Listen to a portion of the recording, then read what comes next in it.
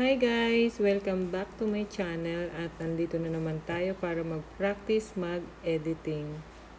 Ngayon ay gagawa tayo ng thumbnail. So, ang first kong ginagawa is kung ano yung gusto kong ilagay na picture ay ine-erase ko muna yung background using photo layers. Diyan ako nag-e-erase ng background. So, good thing lang kasi at kulay green yung background ko dito. So, kung gusto nyong mas madali kayo mag-erase ng background, kahit anong kulay ang background nyo, basta one color lang. So, mas madali yon i-erase. Ayan, naka-auto kasi siya. So, yung mga matitirang kalat dyan ay yon ima-manual natin. Yan. Yan lang naman talaga ang pinakamahirap pag nag-e-edit tayo, yung magtanggal ng background. Kaya kailangan matyaga lang talaga tayo para mapaganda natin yung mga gawain natin. Patience is the key. Yan, linisin natin ng konti-konti dyan, lahat ng mga sobra-sobra na dapat tanggalin. At pag medyo sumobra kayo ng nabura nyo, na-erase nyo, ayan, meron namang repair dyan. So, pwede nyo uling ibalik yon. So, ganyan po ako nagtatanggal ng background. So, ayan po. Check natin. Ayan. Ilapit natin para makita natin kung may mga dapat pang tanggalin. Ayan. Ganyan lang po.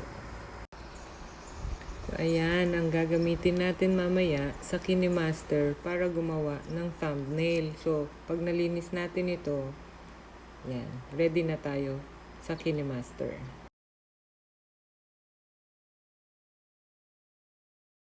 Andito na tayo sa Kinemaster. Start ng project, create ng bagong project, and then maglagay na tayo ng image pang background. Yan po ang napili natin. Nanggaling po ito, kinuha sa pixels.com. Yan, i-fit lang natin sa screen. Ayun, meron doon na i-zoom ko po yung image para mag-fit po sa screen. Yan, okay na siya. Naka-fit na sa screen. Gagawin naman natin ay bawasan ang saturation. Ayan, para maging gray siya or black and white ang peg ba. So, ganyan. Mag-start na tayo ngayon ng layer. Ilagay na natin yung tinanggalan natin ng background kanina na pictures. Ayan. Tapos, i-duplicate natin kasi ika-crop naman natin yan. So, ayan. Na-duplicate na siya. I-crop natin. Yan. Ako muna. By the way, shout out pala sa channel kong isa. Sa isa kong channel na Dancing in Tandem. Ayan po, ipinapakita ko kung paano kami gumagawa ng thumbnail sa Dancing in Tandem. Yan. Crop din natin si Riza. JNR is Joy and Riza po. Dancing in Tandem. Yan. Kaming dalawa po yan. Sana po makakuha kayo ng idea. Ayan po kung paano po kami gumagawa ng thumbnail. Ayan. So, para mas maganda rin na maging black and white siya. So, adjust lang din po natin yung saturation ng bawat picture. Ganyan. Ayan po, i-layer na natin ang mga image na gusto nating ilagay. Hindi po ako mapapagod. I-shout out si Alex Bella. Please guys, check his channel at dun kayo matututo. Dun din po ako nag-aral. Play and post, nag-stop, nag-play and post. Ganun po para malaman kung paano talaga yung kanyang mga tutorial. So, nailagay na natin yung picture. Eto na. Okay, let's proceed. Eto na. Maglalagay na tayo ng text. Maglagay muna tayo ng black na background. I-fit sa screen. Ayan. Split screen po. Tapos mag-fit siya dyan. At maglalagay na tayo ng gusto nating ilagay na text. So, starring natin ngayon ang dancing in tandem. So, ayan, i-type lang natin yung iti-text natin. Then, adjust yung size.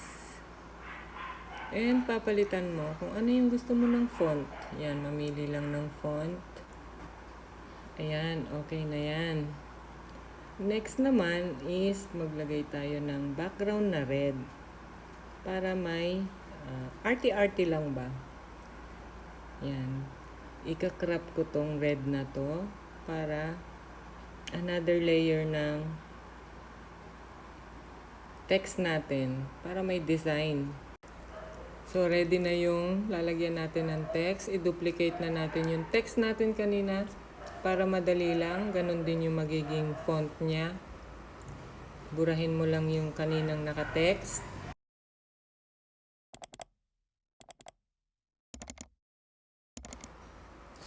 Yan, replace lang natin ng Yabyu.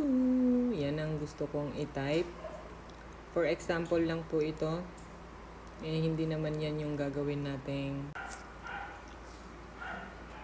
text dyan sa thumbnail natin. So, ito lang, ginagawa ko lang dahil ito sa tutorial natin dito. Ayan. So, adjust natin uli yung size niyan. Ipwesto. Ayan. Ganyan lang po.